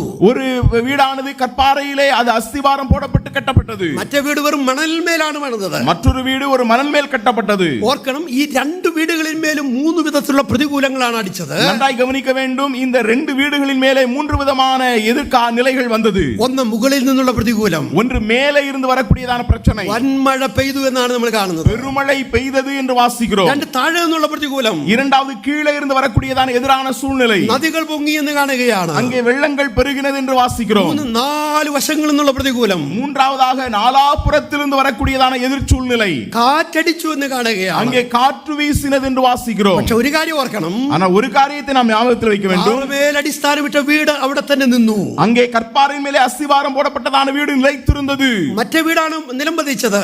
ஆனால் மற்றொரு வீடு அது விழுந்து போனது. നമ്മുടെ കർത്താവ് ഒരു ഗുണപാഠം അതിൽ പറഞ്ഞത് എങ്ങനെയാണ്? ஆண்டவர் இதன் மூலமாக ஒரு பாடத்தை கற்றுக் கொடுக்கிறார். എന്റെ ഈ വചനങ്ങളെ കേട്ട് ചെയ്യുന്നവരെല്ലാം പാറമേൽ വീട് പണിത ബുദ്ധിയുള്ള മനുഷ്യനോട് തുല്യനാകുന്നു. என்னுடைய வார்த்தைகளை கேட்டு அதன்படி கட்டுகிறவன் எல்லாம் கற்பாறை மேலே தன்னுடைய வீட்டை கட்டுகிற புத்தியுள்ள மனிதனுக்கு நான் ஒப்பிடுவேன் என்று ஆண்டவர் சொல்கிறார். ദൈവവചനത്തിൽ അടിസ്ഥാനമിട്ട ജീവിതങ്ങൾ, தேவனுடைய வசனத்தில் அஸ்திவாரமிடப்பட்டதான வாழ்க்கைகள், അവർ കുലുങ്ങിപ്പോകയില്ല എന്നാണ് കാണുന്നത്. அவைகள் அசைக்கப்படுவதில்லை என்று தான் பார்க்கிறோம். ജീവിതത്തിന്റെ പ്രതികൂലങ്ങളുടെ നടുവിൽ അവർ പതറിപ്പോകയില്ല എന്നാണ് കാണുന്നത്. வாழ்க்கையிலே எதிரான சூழ்நிலைகள் நடுவிலே அவர்கள் பதறிவிட மாட்டார்கள் என்கிறதான் பார்க்கிறோம். നമ്മുടെയൊക്കെ ജീവിതത്തിൽ പ്രതിസന്ധികൾ ഇല്ലാഞ്ഞിട്ടാണോ നമ്മൾ സന്തോഷമായിട്ട് ജീവിക്കുന്നത്? ஒருவேளை நம்முடைய வாழ்க்கையில பிரச்சனை இல்லாதனால தான் நாம சந்தோஷமா இருக்கிறோமா? നമ്മുടെ ജീവിതത്തിൽ കണ്ണുനീരിന്റെ അനുഭവം ഇല്ലാഞ്ഞിട്ടാണോ നമ്മൾ സന്തോഷമായിട്ട് ജീവിക്കുന്നത്? ஒருவேளை நம்முடைய வாழ்க்கையிலே கண்ணீர் அனுபவங்கள் இல்லாததனால நாம் சந்தோஷமா இருக்கிறோம். വേദനകളും രോഗങ്ങളും നമ്മൾ ഇല്ലാഞ്ഞിട്ടാണോ നമ്മൾ സന്തോഷമായിട്ട് ജീവിക്കുന്നത്? வேதனைகளும் வியாதிகளும் நம்முடைய வாழ்க்கையில இல்லாதனால நாம் சந்தோஷமா இருக்கிறோம். മറ്റുള്ളവരെ പോലെ നമുക്ക് ഇതൊക്കെ ഉണ്ട് പ്രിയപ്പെട്ടവരെ. மற்றவர்களை போல நாம் எல்லாருக்கும் இவைகளெல்லாம் இருக்கிறது அருமையானவர்களே. പക്ഷേ ഇതിന്റെ നടുവിൽ നമ്മൾ സന്തോഷമായിട്ട് ജീവിക്കുന്നു. ஆனால் இதன் நடுவில் நாம் மகிழ்ச்சியாய் வாழுகின்றோம். ഇതിന്റെ നടുവിൽ നാം ദൈവത്തെ പുകഴ്ത്തിക്കൊണ്ട് ജീവിക്കുന്നു. இதன் நடுவில் நாம் தேவனை புகழ்ந்து வாழுகின்றோம். അതിന്റെ കാരണം എന്ന് പറയുന്നത്, அதனுடைய காரணம் என்று சொல்கிறது, ഈ ദൈവത്തിന്റെ വചനത്തിൽ നാം അടിസ്ഥാനമിട്ടു എന്നുള്ളതാണ്. இந்த தேவனுடைய வசனத்தில் நாம் அஸ்திபாரப்பட்டிருக்கிறோம் என்பதாகும். ഇത് ജീവനുള്ള വചനമാണ്. இது ஜீவனுள்ள வார்த்தை. ഇത് ദൈവത്തിന്റെ വചനമാണ്. இது தேவனுடைய வார்த்தை. സ്വർഗ്ഗത്തിൽ എന്നേക്ക് സ്ഥിരമായിരിക്കുന്ന വചനമാണ്. பரலோகத்தில் என்றென்றைக்குமாய் நிலைத்திருக்கக்கூடிய வார்த்தை. സ്വർഗ്ഗത്തിലെ ദൈവത്തിന് തന്റെ സൃഷ്ടികളിൽ മകുടമായ മനുഷ്യനോട്, பரலோகத்தின் தேவனுடைய மணிமகுடமாய் இருக்கக்கூடியதான மனிதனுக்கு എന്തെല്ലാം പറയാനുണ്ടോ അത് മുഴുവനും പറഞ്ഞിരിക്കുന്നത് ഈ പുസ്തകത്തിലൂടെയാണ്. என்னென்ன காரியங்கள் எல்லாம் சொல்ல வேண்டுமா அதையெல்லாம் இந்த புத்தகத்தின் மூலமாய் தேவன் சொல்லி இருக்கிறார். ഈ ദൈവത്തിന്റെ വചനം നമ്മുടെ ഉള്ളിലിരിക്കണം. இந்த தேவனுடைய வார்த்தை நம்முடைய உள்ளத்தில் இருக்க வேண்டும். പ്രിയപ്പെട്ടവരെ, വചനപ്രകാരമുള്ള ജീവിതം നമ്മൾ നയിച്ചാൽ, அருமையானவர்களே, வசனத்தின்படியான ஒரு வாழ்க்கை நாம் வாழுவோம் என்றால் നാം ജീവിതത്തിൽ പതറിപ്പോകയില്ല. പ്രിയപ്പെട്ടവരെ, நம்முடைய வாழ்க்கையில நாம் பதறி போக மாட்டோம். அருமையானவர்களே, ജയോത്സവമായി ദൈവം നമ്മളെ നടത്തുമെന്നുള്ള നിശ്ചയമായ കാര്യമാണ്. ஜெய கம்பீரமாய் தேவன் நம்மை நடத்துவார் என்கிறது அது நிச்சயமான ஒரு விஷயம். ഇനി മൂന്നാമത്തെ മാനദണ്ഡത്തിലേക്ക് നമുക്ക് വരാം. இனி மூன்றாவது நிபந்தனைக்கு நாம் கடந்து வருவோம். നാം ഓർത്തതുപോലെ 9-ാം വാക്യത്തിലാണത് കാണുന്നത്. நாம் சிந்தித்தது போல 9வது வசனத்தில் அது இருக்கிறது. എന്റെ സ്നേഹത്തിൽ വസിപ്പീൻ, என்னுடைய அன்பிலே நிலைத்திருங்கள். ആ കർത്താവിനോടുള്ള ബന്ധം ഊഷ്മളമാക്കാനുള്ള മൂന്നാമത്തെ മാനദണ്ഡമാണിത്. ஆண்டவருடையோடுള്ളதான உறவை உன்னதமான அனுபவத்துக்கு கொண்டு வர നിങ്ങൾ എന്റെ സ്നേഹത്തിൽ വസിപ്പീൻ. என்னுடைய அன்பிலே நிலைத்திருங்கள். ഒന്ന്, നിങ്ങൾ എന്നിൽ വസിപ്പീൻ. ஒன்று, என்னிலே நிலைத்திருங்கள். രണ്ട്, എന്റെ വചനം നിങ്ങളിൽ വസിക്കണം. இரண்டாவது, என்னுடைய வார்த்தை உங்களிலே நிலைத்திருக்க வேண்டும். മൂന്ന്, നിങ്ങൾ എന്റെ സ്നേഹത്തിൽ വസിപ്പീൻ. மூன்றாவது, நீங்கள் என்னுடைய அன்பிலே நிலைத்திருங்கள். എന്റെ സ്നേഹത്തിൽ വസിപ്പീൻ എന്നാണ് കർത്താവ് പറയുന്നത്. என்னுடைய அன்பிலே நிலைத்திருங்கள் என்றுதான் ஆண்டவர் சொல்கிறார். പ്രിയപ്പെട്ടവരെ, കർത്താവിന്റെ സ്നേഹത്തിൽ നമ്മൾക്ക് വസിക്കാൻ കഴിയുമെന്നാണ് ഇവിടെ പറയുന്നത്. அன்மையானவர்களே, ஆண்டவருடைய அன்பிலே நாம் நிலைத்திருக்க முடியும் என்கிறதான் ஆண்டவர் இங்கே சொல்கிறார். നമ്മളൊക്കെ ചിലപ്പോൾ പറയാറുണ്ട്, நம்ம சில நேரம் சொல்லுவோம், എനിക്ക് ഇതിൽ കൂടുതൽ സ്നേഹിക്കാൻ പറ്റത്തില്ല, எனக்கு இவரோட வாழ முடியாது, എനിക്ക് ഇതിൽ കൂടുതൽ അഡ്ജസ്റ്റ് ചെയ്യാൻ പറ്റുകയില്ല, எனக்கு இதை விட அதிகமாக என்னால அட்ஜஸ்ட் பண்ண முடியாது, എനിക്ക് ഇതിൽ കൂടുതൽ വിട്ടുവീഴ്ച ചെയ്യാൻ പറ്റുകയില്ല, எனக்கு இதுக்கு அதிகமாக நான் விட்டு கொடுக்க முடியாது, ഇതിൽ കൂടുതൽ എനിക്ക് സ്നേഹിക്കാൻ പറ്റുകയില്ല. இதுக்கு மேல என்னால அன்பு கூற முடியாது. എന്താ കാര്യം എന്നറിയാമോ? என்ன காரணம் தெரியுமா? നാം വസിക്കുന്നത് നമ്മുടെ സ്നേഹത്തിലാണ്. நாம இருக்கிறது நம்முடைய அன்பிலே. ഞാൻ എന്ന വ്യക്തിയുടെ സ്നേഹത്തിലാണ് ഞാൻ വസിക്കുന്നത്. நான் என்கிறதான என்னுடைய அன்பிலே நான் இருக்கிறேன். അതുകൊണ്ടാണ് നമുക്കത് പറ്റാത്തത്. அதனாலதான் அது நம்மால முடியல. നമ്മളോട് ഇങ്ങോട്ട് സ്നേഹിച്ചില്ലെങ്കിൽ അങ്ങോട്ട് സ്നേഹിക്കാൻ പറ്റുന്നില്ല. ஒருவேளை நம்மை அவர்கள் நேசிக்கல அப்படின்னா நாம அவங்களை நேசிக்க முடியாது. ഇങ്ങോട്ട് ക്ഷയിക്കാൻ നിലയിൽ അങ്ങോട്ട് ക്ഷയിക്കാൻ കൊടുക്കാൻ പറ്റുന്നില്ല. நமக்கு கை கொடுக்கல அப்படின்னா நாம கை கொடுக்க முடியாது. നമ്മുടെ വീട്ടിലോട്ട് വന്നില്ലെങ്കിൽ നമുക്കും അങ്ങോട്ട് ചെല്ലാൻ പറ്റുന്നില്ല. நம்ம வீட்டுக்கு அவங்க வரலனா நாமளும் அவங்க வீட்டுக்கு போக முடியாது. നമ്മളോട് നമുക്ക് ഫോൺ ചെയ്തില്ലെങ്കിൽ നമുക്കും അങ്ങോട്ട് ഫോൺ ചെയ്യാൻ പറ്റുന്നില്ല. நம்மோடு கூட ഫോൺ பண்ணல அப்படினா நாம அவங்களுக்கு ഫോன் பண்ண முடியாது. നമുക്കെതിരായിട്ട് എന്തെങ്കിലും ഒന്ന് പറഞ്ഞാൽ പിന്നെ നമുക്ക് വിരോധമാണ്. நமக்கு எதிராக ஏதாவது சொல்லுவாங்க அப்படினா அவங்க நமக்கு விரோதியாய் மாறுறாங்க. എന്താ കാര്യമെന്ന് അറിയാമോ? காரணம் என்ன தெரியுமா? ഒരുപാട് കാര്യങ്ങളിലേക്കൊന്നും ചിന്തിക്കേണ്ട ആവശ്യമില്ല. ஏராளமான காரியங்களை ஒன்று சிந்திக்க வேண்டிய அவசியம் இல்லை. ഇവിടെ പറയുന്ന ഈ ഒരൊറ്റ കാര്യമാണ് അതിന്റെ ആധാരം. இங்கே சொல்லப்பட்டிருக்கிற ஒரே ஒரு விஷயம் தான் அடிப்படை. ഞാൻ വസിക്കുന്നത് എന്റെ സ്നേഹത്തിലാണ്. நான் இருக்கிறது என்னுடைய அன்பிலே. കർത്താവോട് പറയുകയാണ്, ஆண்டவர் இங்கே சொல்கிறார், മകനെ മകളെ, என்னுடைய பிள்ளைகளே, നീ വസിക്കുന്നത് നിന്റെ സ്നേഹത്തിലാണ്. நீ இருக்கிறது உன்னுடைய அன்பிலே. ഒരു കാര്യം ചെയ്യ്, ஒரு காரியம் செய். നിന്റെ സ്നേഹം എനിക്ക് തന്നിട്ട് എന്റെ സ്നേഹം ഞാൻ നിനക്ക് തരാം. உன்னுடைய அன்பை நான் உனக்கு தருகிறேன், என்னுடைய அன்பை நீ எனக்கு. നമ്മുടെ ഒരു വാഹനം കുറെ നാള് അത് ഓടിച്ചു. நாம ஒரு வண்டியை கொஞ்ச நாள் ஓட்டுறோம். ഒടുവിൽ അത് ബ്രേക്ക് ഡൗൺ ആയി വഴി കിടക്കുകയാണ്. ஒரு நாள்லே அது கோளாறாகி நிற்கிறது என்று வைத்துக் கொள்வோம். നമ്മൾ എന്ത് ചെയ്യും? അത് എക്സ്ചേഞ്ച് ചെയ്തിട്ട് പുതിയൊരു വാഹനം വാങ്ങും. ஒருவேளை அதை நாம எக்ஸ்சேஞ்ச் செய்து புதிய ஒரு வாகனத்தை வாங்குகிறோம் എന്ന് പറയുന്നത് പോലെ, என்று சொல்லுகிறது போல, നമ്മുടെ സ്നേഹം കൊണ്ട് നമ്മൾ അങ്ങ് പൊറുതിമുട്ടി. நம்முடைய അൻപിனாலே அங்க முழிஞ்சிட்டோம். ഒരു നിലയിലും അത് അനുഗ്രഹിക്കപ്പെട്ട നിലയിൽ പോകാൻ പറ്റുന്നില്ല. இனி அதை எந்த விதத்திலும் ஆசீர்வதிக்கப்பட்ட நிலையில கொண்டு போக முடியல. കർത്താവ് പറയുക, ആ സ്നേഹം എനിക്കിങ്ങിതാ. ஆண்டவர் சொன்னார், அந்த அன்பை எனக்கு கொடு, എന്റെ സ്നേഹം ഞാൻ നിനക്ക് തരാം. என்னுடைய அன்பை நான் உனக்கு தருகிறேன். പിന്നെ അനുഗ്രഹിക്കപ്പെട്ട ഒരു ജീവിതം നമുക്ക് നയിക്കാനായിട്ട് കഴിയും. ஒரு ஆசீர்வதிக்கப்பட்ட ஒரு வாழ்க்கை அதன் பின்பு நாம் வாழ முடியும். പ്രിയപ്പെട്ടവരെ, ആ സ്നേഹം നമ്മുടെ ജീവിതത്തിലേക്ക് വരണം. அருமையானவர்களே, அந்த அன்பு நம்முடைய வாழ்க்கையில வர வேண்டும். ദൈവപുത്രന്റെ സ്നേഹം നമ്മുടെ ഉള്ളിൽ വസിക്കണം. தேவனுடைய குமாரனுடைய அன்பு நம்மிலே வாசம் பண்ண வேண்டும். നമുക്കറിയാം, ദൈവപുത്രന്റെ സ്നേഹം നമ്മൾ ആസ്വദിച്ചവരാണ്. காரணம், நம்முடைய தேவகுமாரனுடைய அன்பை நாம் அனுபவித்தவர்களாய் இருக்கிறோம். സ്വർഗം വിട്ട് ഭൂമിയിലേക്ക് അവിടുന്ന് ഇറങ്ങി വന്നു. പ്രിയപ്പെട്ടവരെ, பரலோகத்தை விட்டு இந்த பூமிக்கு இறங்கி வந்த அருமையானவர்களே, 33 വയസ്സോളം അവിടുന്ന് ഈ ലോകത്തിൽ ജീവിച്ചു. 33 ആണ്ടുകൾ இந்த பூமியிலே வாழ்ந்தார். നമ്മുടെ കർത്താവായ യേശുക്രിസ്തു ഈ ലോകത്തിൽ സ്നേഹനിധിയായി ജീവിച്ചു. நம்முடைய ஆண்டவர் இந்த பூமியிலே அன்பின் பிரவாகமாய் வாழ்ந்தார். കുഷ്ഠരോഗികളെ തൊട്ടവൻ സൗഖ്യമാക്കി. குஷ்டரோகிகளை தொட்டு சுகப்படுத்தினார். കുരുടർക്കവൻ കാഴ്ച നൽകി. பார்வை இல்லாதவர்களுக்கு பார்வை கொடுத்தார். ചെകിടർക്കവൻ കേൾവി കൊടുത്തു. காது கேளாதவர்களுக்கு அவர் கேட்கச் செய்தார். വിശന്നവരെ അവൻ അവർക്ക് ആഹാരം നൽകി. பசியுள்ளவர்களுக்கு ஆகாரம் கொடுத்தார். ജീവിതത്തിന്റെ ഏറെ പ്രതിസന്ധിയിൽ കഴിഞ്ഞ ഒട്ടേറെ ആളുകളെ കർത്താവ് തന്റെ സ്നേഹത്താൽ സൗഖ്യമാക്കിയെന്ന് കാണാനായിട്ട്. வாழ்க்கையிலே பல்வேறு விதமான பிரச்சனை வழியாய் கடந்து போனவர்களை ஆண்டவர் நம்முடைய அன்பினாலே சுகப்படுத்தினார்.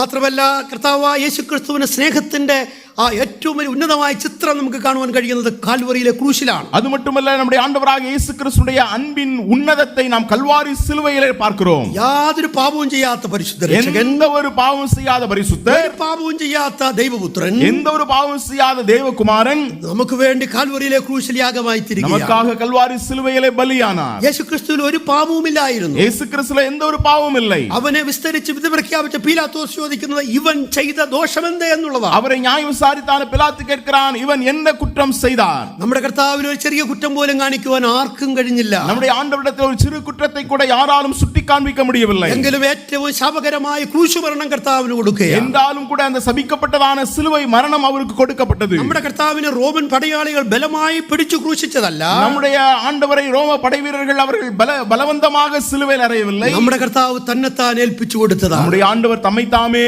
ஒப்பு கொடுத்தார். നമ്മളെ ഓർത്തപ്പോൾ, நம்மை நினைத்தபோது, നമ്മുടെ മുഖം അവൻ കണ്ടപ്പോൾ, நம்முடைய മുഖத்தை அவர் കണ്ടபோது, നമ്മുടെ പേര് അവൻ ഓർത്തപ്പോൾ, நம்முடைய பெயரை அவர் நினைத்தபோது, ദൈവപുത്രൻ നമുക്ക് വേണ്ടി തന്നെത്താൻ ഏൽപ്പിച്ചു കൊടുത്തു. தேவகுமாரன் நமக்காக தன்னைத்தானே ஒப்பு கொடுத்தார். നാം നിത്യ നരകത്തിൽ കത്തിയെരിയേണ്ടവരായിരുന്നു. நாம் நித்தியமான நரகத்திலே நாம் எரிய வேண்டியவர்கள். ആ കെടാത്ത തീയും ചാകാത്ത പുഴുവും നമുക്ക് നിത്യ അവകാശമായിരുന്നു. அங்கே அவியாத அக்கினி, அங்கே கெடாத தீயுமாய் இருக்கக்கூடியதான அந்த இடத்திற்கு போக வேண்டியவர்களாயிருந்தோம். നാം ആ നിത്യ നരകത്തിൽ കിടന്ന് യുഗായുഗങ്ങൾ യാതന അനുഭവിക്കേണ്ടവരായിരുന്നു. நாம் அந்த இடத்திலே கிடந்து காலாகாலங்களாக வேதனை அனுபவிக்க வேண்டியவர்கள். ആ കാര്യം ദൈവപുത്രൻ ഓർത്തപ്പോൾ, அந்த காரியத்தை தேவகுமாரன் நினைத்தபோது, ദൈവപുത്രൻ നമുക്ക് വേണ്ടി ക്രൂശിലൊരു യാഗമായി. தேவகுமாரன் நமக்காக சிலுவையில் அவர் பலியானார். നമ്മുടെ പേരെന്തുമാകട്ടെ, நம்முடைய பேர் எதுவாய் നമ്മുടെ இருக்கட்டும், മതം എന്തുമാകട്ടെ, நம்முடைய வீடு எதுவாய் இருக்கட்டும், നമ്മുടെ വിശ്വാസ പ്രമാണങ്ങൾ ഏതുമാകട്ടെ, நம்முடைய விசுவாச நம்பிக்கைகள் எதுவாய் இருக்கட்டும், ഞാൻ ഏത് സ്ഥിതിയിലുള്ള ആളുമാകട്ടെ, நாம் எந்த ஒரு நிலையில இருக்கக்கூடிய நபராய் இருக்கட்டும், എന്റെ ബഹുമാന്യ സഹോദരാ, என்னுடைய மரியாதைக்குரிய சகோதரனே, ദൈവപുത്രന്റെ ക്രൂശുമരണം നിനക്ക് വേണ്ടിയായിരുന്നു. தேவகுமாரனுடைய சிலுவை மரணம் உனக்காக இருந்தது. നിന്റെ പാപങ്ങളെ ഏറ്റുകൊണ്ടാണ് ദൈവപുത്രൻ ക്രൂശിൽ മരിച്ചത്. உன்னுடைய பாவங்களை ஏற்றுக்கொண்டுதான் தேவகுமாரன் சிலுவையிலே மரித்தார்.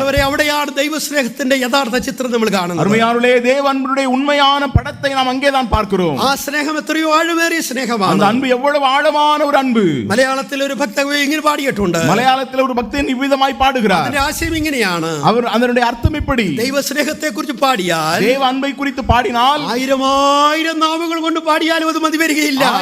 ஆயிரம் நாவுகள் கொண்டு பாடினாலும் அதை ஒருபோதும் பாடி தீர்க்க முடியாது. 10,000 അംശം പോലും പാടി തീർക്കാൻ കഴിയുകയില്ല. 10,000 நிலையிலும் கூட அதை பாடி தீர்க்க முடியாது. ഈ ദൈവസ്നേഹം എന്തോ ഒരു സ്നേഹമാണ്. ஓ, இந்த தேவ அன்பு எத்தனை பெரியதான அன்பு! കാരണം കൂടാതെ നമ്മളെ സ്നേഹിച്ച സ്നേഹം, காரணமில்லாதபடிக்கு நேசித்த ஒரு அன்பு, ദോഷികളായ നമ്മളെ സ്നേഹിച്ച സ്നേഹം, ஓ துரோகிகளான நம்மை நேசித்த அன்பு, പാപികളായ നമ്മെ സ്നേഹിച്ച സ്നേഹം, பாவிகளான நம்மை நேசித்த அன்பு, അധർമ്മികളായ നമ്മെ സ്നേഹിച്ച സ്നേഹം, அக்கிரமக்காரர்களாய் நம்மை நேசித்த அன்பு, അതാണ് ദൈവസ്നേഹം എന്ന് പറയുന്നത്. அதான் தேவனுடைய அன்பு என்பதாகும். ലോകത്തിൽ ഇങ്ങനെ ഒരു സ്നേഹം നമ്മൾ വേറെ എങ്ങും കണ്ടിട്ടില്ല. உலகத்தில் இப்படிப்பட்டதான ஒரு அன்பை நாம் வேற எங்கும் பார்க்கவில்லை. ഒരു എഴുത്തുകാരൻ ഇങ്ങനെ എഴുതിയിട്ടുണ്ട്.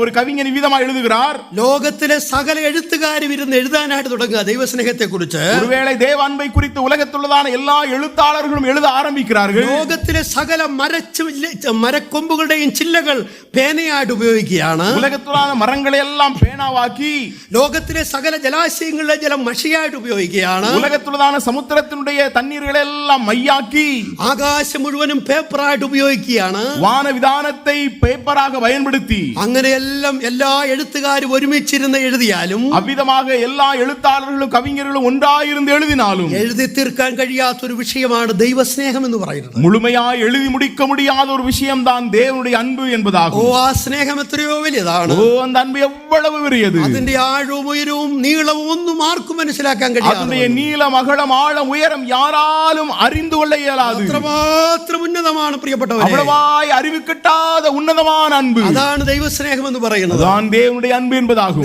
ഈ പകലിൽ ഞാൻ ചോദിക്കട്ടെ, இந்த காலை வேளையில நான் கேட்கிறேன், ഈ ദൈവസ്നേഹം അനുഭവിച്ചിട്ടില്ലാത്ത ആരെങ്കിലും ഇവിടെയുണ്ടോ? இந்த தேவ அன்பை அனுபவிக்காத யாராவது இங்கே இருக்கிறீர்களா? കൽവറിയിലെ ക്രൂശിലേക്ക് വരാത്ത ആരെങ്കിലും ഉണ്ടോ? இந்த கல்வாரி சிலுவையிலே வராத யாராவது இங்கே இருக்கிறீர்களா? പുത്രന്റെ അടുക്കലേക്ക് വരാത്ത ആരെങ്കിലും ഉണ്ടോ? தேவகுமாரன் அருகிலே வராத யாராவது இங்கே இருக்கிறீர்களா? രക്താഭിഷിക്തമായ മരക്കുരിശിന്റെ ചുവട്ടിലേക്ക് വരാത്ത ആരെങ്കിലും ഉണ്ടോ? இந்த மரசிலுவை அருகிலே வராதவர்கள் யாராவது இருக்கிறீர்களா? കർത്താവേ, ഞാനൊരു പാപിയാണ്. ஆண்டவரே, நான் ஒரு பாவி. എന്റെ പാപങ്ങൾക്ക് വേണ്ടി അവിടുന്ന് ക്രൂശിൽ മരിച്ചു എന്ന് ഞാൻ വിശ്വസിക്കുന്നു. என்னுடைய பாவத்திற்காக நீ சிலுவையிலே உயிர் கொடுத்து என்பதை நான் நம்புகிறேன். ദൈവപുത്ര, എന്റെ പാപങ്ങളെ ക്ഷമിക്കണമേ. தேவகுமாரா, என்னுடைய பாவத்தை மன்னியும். ഞാൻ അവിടുത്തെ മകനായി തീരുന്നു എന്ന് പറഞ്ഞുകൊണ്ട്, മകളായി തീരുന്നു എന്ന് പറഞ്ഞുകൊണ്ട്, நான் உம்முடைய மகனாக, உம்முடைய மகளாக மாறுகிறேன் என்று சொல்லி ദൈവപുത്രന്റെ അടുക്കലേക്ക് വരാത്ത ആരെങ്കിലും ഉണ്ടോ? தேவகுமாரனிடத்திலே வராத யாராவது இருக்கிறீர்களா? ഈ ക്യാമ്പ് നിങ്ങൾക്ക് ഒരു അനുഗ്രഹമായി തീരണം. ஓ, இந்த முகாம் உங்களுக்கு ஒரு ஆசீர்வதிக்கப்பட்ட நாளாய் மாறட்டும். നിങ്ങളുടെ പേര് സ്വർഗ്ഗത്തിൽ ജീവപുസ്തകത്തിൽ എഴുതണം. உங்களுடைய பேர் பரலோகத்திலே ஜீவ புத்தகத்தில் எழுதப்படட்டும். നിങ്ങൾ നിത്യ സ്വർഗ്ഗത്തിന്റെ അവകാശികളായി തീരണം. நீங்கள் பரலோகத்தினுடைய பங்காளிகளாய் மாற வேண்டும். ലോകത്തിൽ ഒരുപക്ഷെ നമ്മൾ വളരെ ബലഹീനരായിരിക്കാം. ஒருவேளை இந்த உலகத்தில் நாம் பலவீனமானவர்களாய் இருக்கலாம். പക്ഷേ നാം രക്ഷിക്കപ്പെട്ടിട്ടുണ്ടെങ്കിൽ, ஆனால் நாம் ரட்சிக்கப்பட்டிருப்போம் என்றால், നാമാണ് ഏറ്റവും ഭാഗ്യശാലികൾ. நாம் தான் மிக மிகவான பாக்கியவான்கள். നമ്മെപ്പോലെ ഭാഗ്യശാലികൾ വേറെ ആരും ഉണ്ടാവില്ല. நம்மைவிட பாக்கியவான்கள் இந்த உலகத்தில் யாரும் இல்லை. ഓ, ദൈവസ്നേഹം അത് എത്രയോ ഉന്നതമാണ്. ஓ, தேவனுடைய அன்பு எவ்வளவு உன்னதமானது! ആ സ്നേഹത്തിന്റെ വലിപ്പം എത്രയോ ഉന്നതമാണ്. அந்த அன்பினுடைய விதானம் எவ்வளவு பெரிது! കർത്താവ് പറയുന്നത്, നിങ്ങൾ എന്റെ സ്നേഹത്തിൽ വസിപ്പിക്കണം. ஆண்டவர் சொல்கிறார், என்னுடைய அன்பில் நிலைத்திருங்கள். ആ സ്നേഹത്തിലേക്ക് നമ്മൾ വരണം. அந்த அன்புக்கு நாம் திரும்புவோம். നമ്മുടെ സ്നേഹം കർത്താവിന്റെ കയ്യിലേക്ക് കൊടുക്കണം. நம்முடைய அன்பை ஆண்டவருக்கு கொடுப்போம். പ്രിയപ്പെട്ടവരെ, നമ്മുടെ ജീവിതത്തിൽ വേണ്ടവണ്ണം സ്നേഹിക്കാൻ കഴിയാത്ത അവസ്ഥയുണ്ടോ? அருமையானவர்களே, நம்முடைய வாழ்க்கையிலே சரியான விதத்திலே நேசிக்க முடியாத நிலையில் இருக்கிறோமா? ഈ സ്നേഹം നമുക്ക് കർത്താവിന്റെ കരങ്ങളിലേക്ക്, இந்த அன்பை ஆண்டுடைய கரங்களில் ஒப்புக் கொடுப்போம். ദൈവപുത്രന്റെ സന്നിധിയിൽ നമ്മളെ എത്ര സമർപ്പിക്കും. தேவனுடைய குமாரனுடைய கரங்களில் நம்மை ஒப்புக் கொடுப்போம். നമ്മൾ ഇതിനു മുമ്പ് കണ്ടതുപോലെ തന്നെ, நாம் இதற்கு முன்னதாய் பார்த்தது போலதானே, നാം കർത്താവിന്റെ സ്നേഹത്തിൽ വസിച്ചാൽ നമുക്കൊരു ഗുണം ഇവിടെയും പറയുന്നുണ്ട്. நாம் ஆண்டவருடைய அன்பிலே நிலைத்திருப்போம் என்றால் நமக்கு ஒரு நன்மை இங்கேயும் சொல்லப்பட்டிருக்கிறது. അതിന്റെ 11-ാം വാക്യം, அதனுடைய 11-ஆம் வசனத்திலே, എന്റെ സന്തോഷം നിങ്ങളിൽ ഇരിപ്പാനും നിങ്ങളുടെ സന്തോഷം പൂർണ്ണമാകുവാനും ഞാനത് നിങ്ങളോട് സംസാരിച്ചിരിക്കുന്നു. என்னுடைய சந்தோஷம் உங்களில் நிலைத்திருக்கும்படிக்கும் உங்கள் சந்தோஷம் நிறைவாயிருக்கும்படிக்கும் இவைகளை உங்களுக்கு சொன்னேன். നമ്മുടെ സന്തോഷം പൂർണ്ണമാകുമെന്നാണ്. நம்முடைய சந்தோஷம் நிறைவாயிருக்கும் என்று ஆண்டவர் சொல்கிறார். നമ്മളാണ് വാസ്തവത്തിൽ സന്തോഷം അനുഭവിക്കേണ്ടത്. உண்மையிலே தான் நாம் தான் சந்தோஷத்தை அனுபவிக்க வேண்டியவர்கள். പ്രിയപ്പെട്ടവരെ, നമ്മളാണ് ശരിക്കും ആനന്ദം അനുഭവിക്കേണ്ടത്. உண்மையாகவே நாம் தான் ஆனந்திக்க வேண்டியவர்கள். ആ സന്തോഷം നമ്മൾ പൂർണ്ണമാകണം എന്നാണ് പറയുന്നത്. அந்த சந்தோஷம் நம்மிலே நிறைவாயிருக்க வேண்டும் என்று ஆண்டவர் சொல்கிறார். നാം സങ്കീർത്തനത്തിൽ വായിക്കുന്നു, நாம் சங்கீதத்தில் வாசிக்கிறோம், എന്റെ ആനന്ദ നദി ഞാൻ അവരെ കുടിപ്പിക്കുന്നു എന്നാണ്. என்னுடைய ஆனந்த நதியை அவர்களை குடிக்க பண்ணுகிறேன் என்று. ഈ ആനന്ദ നദി എന്ന് പറയുന്നത് சந்தோஷத்தின் நதியானது. இந்த ஆனந்த நதி என்கிறது அது மகிழ்ச்சியின் ஒரு பிரவாகம், ஒரு நதியா இருக்கிறது. அதிலே ஒரு கிளாஸ் குடிச்சால் തന്നെ சந்தோஷമാണ്. அதிலே ஒரு டம்ளர் குடித்தாலே அது மகிழ்ச்சி. இது ஒரு கிளாஸ் அல்ல, இது ஒரு டம்ளர் அல்ல, ஒரு லிட்டர் அல்ல, ஒரு லிட்டர் அல்ல, ഒരു നദി മുഴുവനും കുടിപ്പിക്കുകയാണ്. ஒரு நதி முழுவதையும் குடிக்க பண்ணுகிறார். എന്ന് പറഞ്ഞാൽ നമ്മൾ ശരിക്കും സന്തോഷം അനുഭവിക്കണം. என்று சொன்னால் நாம் முழுமையான விதத்திலே சந்தோஷத்தை அனுபவிக்க வேண்டும். ജീവിതത്തിലെ ഒരു കഷ്ടതയുടെ നടുവിൽ നമ്മുടെ സന്തോഷം തീർന്നു പോകാൻ പാടില്ല. வாழ்க்கையினுடைய எந்த கஷ்டங்களின் நடுவில் நம்முடைய சந்தோஷம் குறைந்து போக கூடாது. ധനം കുറയട്ടെ, ஒருவேளை ஐஸ்வர்யம் குறையலாம், ഭാരങ്ങൾ വരട്ടെ, கடபாரங்கள் வரலாம், ജോലി നഷ്ടപ്പെടട്ടെ, வேலை இழக்கலாம், പ്രതിസന്ധികൾ ഉണ്ടാകട്ടെ, எதிரான சூழ்நிலைகள் வரலாம், നിങ്ങളുടെ മാറാത്ത രോഗങ്ങൾ ഉണ്ടാകട്ടെ, ஒருவேளை தீராத வியாதிகள் வரலாம். ജീവിതത്തിലെ ഏത് പ്രതിസന്ധികളും നമുക്ക് ഒരുപക്ഷെ വന്നാൽ, வாழ்க்கையில எப்பேற்பட்டதான எதிரான சூழ்நிலைகள் வந்தாலும் നമ്മുടെ സന്തോഷം തീർന്നു പോകരുതെന്നാണ് പറയുന്നത്. நம்முடைய சந்தோஷம் குறைந்து போக கூடாது. ആനന്ദ നദി കർത്താവ് നമ്മളെ കുടിപ്പിക്കും. அந்த ஆனந்த நதி ஆண்டவர் நமக்கு கொடுக்கிறார். ആരെങ്കിലും നിരാശപ്പെട്ടിരിക്കുന്നവരായിട്ടുണ്ടോ? யாராவது ஏமாற்றத்தோடு கூட சோர்வோடு கூட இருக்கிறீர்களா? ജീവിതത്തിലെ ഭാരങ്ങൾ മൂലം ആരെങ്കിലും ഇരിക്കുന്നുണ്ടോ? ஒருவேளை வாழ்க்கையிலே பாரத்தோடு கூட வாழ்ந்து கொண்டிருக்கிறவர்கள் അയ്യോ இருக்கிறீர்களா? എന്റെ ജീവിതം ഇങ്ങനെയായി എന്ന് ചിന്തിച്ചിരിക്കുന്നവരാരെങ്കിലും ஐயோ என்னுடைய வாழ்க்கை இப்படி ஆகிவிட்டதே என்று யோசித்துக் கொண்டிருக்கிறவர்கள் இருக்கிறீர்களா? ഇത്ര കഷ്ടപ്പെടുന്നത് എന്താണെന്ന് ചിന്തിക്കുന്നവരുണ്ടോ? நான் இந்த அளவுக்கு வேதனைப்பட வேண்டிய காரணம் என்ன என்று யோசித்துக் கொண்டிருக்கிறீர்களா? ഞാനൊരു നിരാശനായി കഴിയുന്നല്ലോ എന്ന് ചിന്തിക്കുന്നുണ്ടോ? நான் மிக ஏமாற்றத்தோடு கூட வாழ்ந்து கொண்டிருக்கிறேன் என்று எண்ணிக்கொண்டிருக்கிறீர்களா? രക്ഷിക്കപ്പെട്ട ദൈവവേദലേ, ரட்சிக்கப்பட்ட தேவ பிள்ளைகளே, നിരാശപ്പെടേണ്ട ആവശ്യമില്ല. நீங்கள் சோர்ந்து போக வேண்டிய அவசியம் இல்லை. കർത്താവ് തന്റെ ആനന്ദത്തെ നമ്മളെ കുടിപ്പിക്കുകയാണ്. ஆண்டவர் நம்முடைய ஆனந்த நதியை நமக்கு தருகிறார். നമ്മുടെ ഏത് വിഷാദത്തെയും മാറ്റുന്നതാണത്. நம்முடைய எந்த ஒரு துக்கத்தையும் இது மாற்றக்கூடியது. നാം നിരാശപ്പെട്ടു പോകരുത്, நாம் சோர்ந்து போக வேண்டாம், നാം തകർന്നു പോകരുത്, நாம் உடைந்து போக வேண்டாம், നാം ദൈവത്തിൽ ആശ്രയിക്കുക. நாம் தேவனை சாருவோம். നമ്മുടെ സന്തോഷം പൂർണ്ണമാകുമെന്നാണ്. நம்முடைய சந்தோஷம் நிறைவாயிருக்கும் என்று. നാം കർത്താവിന്റെ സ്നേഹത്തിൽ വസിച്ചാൽ, நாம் ஆண்டவருடைய அன்பிலே நிலைத்திருந்தால் നമ്മുടെ സന്തോഷം പൂർണ്ണമാകുമെന്നാണ്. நம்முடைய சந்தோஷம் நிறைவாயிருக்கும். അവിടെ നിന്ന് ഞാൻ ഒരു കാര്യം കൂടെ ഓർപ്പിക്കുന്നു. அங்கே ஒரு காரியத்தை கூட நான் சொல்கிறேன். നമ്മുടെ സന്തോഷം പൂർണ്ണമാകണം. நம்முடைய சந்தோஷம் நிறைவாக வேண்டும். പക്ഷേ ഇവിടെ ഒരു വ്യവസ്ഥയുണ്ട്. ஆனால் இங்கே ஒரு நிபந்தனை இருக்கிறது. ഏത് സന്തോഷത്താലാണ് നമ്മുടെ ഹൃദയം പൂർണ്ണമാകേണ്ടത്? எந்த சந்தோஷத்தினாலே நம்முடைய இருதயம் நிறைவாக வேண்டும்? ഇവിടെ എടുത്തു പറയുന്നുണ്ട്, இங்கே எடுத்து சொல்லப்பட்டிருக்கிறது, എന്റെ സന്തോഷം നിങ്ങളിൽ ഇരിപ്പാനും നിങ്ങളുടെ സന്തോഷം പൂർണ്ണമാകുവാനും. என்னுடைய சந்தோஷம் உங்களில் நிலைத்திருக்கும்படிக்கும் உங்கள் சந்தோஷம் நிறைவாயிருக்கும். നമുക്ക് സന്തോഷം വേണം. அப்படி என்ன நமக்கு சந்தோஷம் வேண்டும்? സന്തോഷം പൂർണ്ണമാകണം. நம்முடைய சந்தோஷம் நிறைவாயிருக்க പക്ഷേ வேண்டும். എവിടുന്നുള്ള സന്തോഷമായിരിക്കണം? ஆனால் அது எப்படிப்பட்ட சந்தோஷம்? കർത്താവിന്റെ സന്തോഷമായിരിക്കണം. ஆண்டவருடைய சந்தோஷம். ആ സന്തോഷം നമ്മുടെ ഉള്ളിൽ നിറയണം. அந்த சந்தோஷம் நம்முடைய உள்ளத்தில் நிறைந்திருக்க வேண்டும். അങ്ങനെ നമ്മൾ സന്തോഷം അനുഭവിക്കണം. அவ்விதமான விதத்திலே சந்தோஷத்தை அனுபவிக்க வேண்டும். ഈ സന്തോഷം എവിടുന്നാ കിട്ടുന്നത്? இந்த சந்தோஷம் எங்கிருந்து கிடைக்கிறது? കർത്താവിൽ നിന്നാണ് കിട്ടുന്നത്. ஆண்டவரிடத்திலிருந்து கிடைக்கிறது. കർത്താവിന്റെ വചനത്തിൽ നിന്നാണ് കിട്ടുന്നത്. ஆண்டவருடைய வசனத்திலிருந்து கிடைக்கிறது. ആ സന്തോഷമാണ് നമുക്ക് അത്യന്താപേക്ഷിതമാണ്. அந்த சந்தோஷம் தான் நமக்கு அவசியம். ഇന്ന് ചില ആളുകളൊക്കെ ചെയ്യാറുണ്ട്. சில ஆட்கள் செய்றாங்க, ഈ സന്തോഷം അനുഭവിക്കാൻ കർത്താവിന്റെ അടുക്കൽ സമയം ചെലവഴിക്കാറൊന്നുമില്ല. இந்த சந்தோஷத்தை அனுபவிக்கிறதுக்கு ஆண்டவரிடத்துல நேரம் செலவழிக்கிறது இல்ல, ദൈവവചനത്തിന് മുമ്പിലൊന്നും സമയം ചെലവഴിക്കാറില്ല. வசனத்துக்கு முன்னால நேரம் செலவழிக்கிறது இல்ல. പക്ഷെ സന്തോഷം വേണം.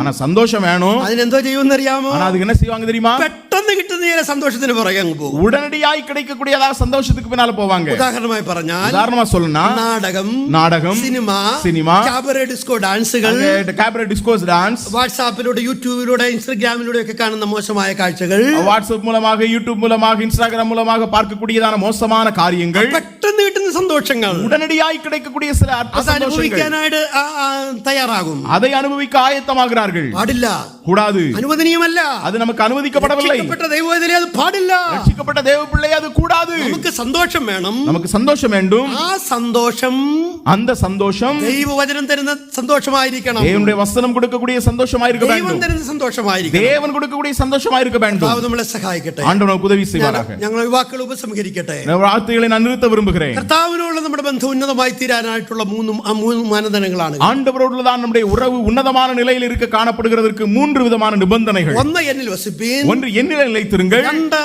നിങ്ങൾ എന്റെ വചനം നിങ്ങളിൽ വസിക്കണം. இரண்டாவது, என்னுடைய வார்த்தைகள் உங்களிலே நிலைத்திருக்கட்டும். 3, നിങ്ങൾ എന്റെ സ്നേഹത്തിൽ വസിപ്പീൻ. மூன்றாவதாக, என்னுடைய அன்பிலே நீங்கள் நிலைத்திருங்கள். നാം കർത്താവിൽ വസിച്ചാൽ, நாம் ആண்டവரில் நிலைத்திருந்தால் നാം വളരെ ഫലം കായ്ക്കും. நாம் மிகுந்த கனிகளை கொடுப்போம். കർത്താവിന്റെ വചനം നമ്മളിൽ വസിച്ചാൽ, ஆண்டுடைய வசனம் நம்மிலே நிலைத்திருக்குமாகில், നമ്മൾ ചോദിക്കുന്നത് കർത്താവ് തരാമെന്ന് പറഞ്ഞിരിക്കുകയാണ്. நாம் கேட்டுக்கொள்வது எதுவோ அதனை ஆண்டவர் நமக்கு செய்வேன் என்று சொல்லி இருக்கிறார். നാം കർത്താവിന്റെ സ്നേഹത്തിൽ വസിച്ചാൽ, நாம் ஆண்டுடைய அன்பில் நிலைத்திருப்போமாகில் നമ്മുടെ സന്തോഷം പൂർണ്ണമാകും. நம்முடைய சந்தோஷம் நிறைவாயிருக்கும். കർത്താവിന്റെ കർത്താവിന് സന്തോഷം നമ്മുടെ ഉള്ളിൽ വരും. ஆண்டவருடைய சந்தோஷம் நம்முடைய உள்ளத்திலே ആ வரும். സന്തോഷം മാത്രം മതി പ്രിയപ്പെട്ടവർ. நமக்கு அந்த சந்தோஷம் மட்டும் போதும் அருமையானவர்களே. ലോകം തരുന്ന സന്തോഷം താൽക്കാലികമാണ്. உலகம் தருகிறதான சந்தோஷம் தற்காலிகமானது.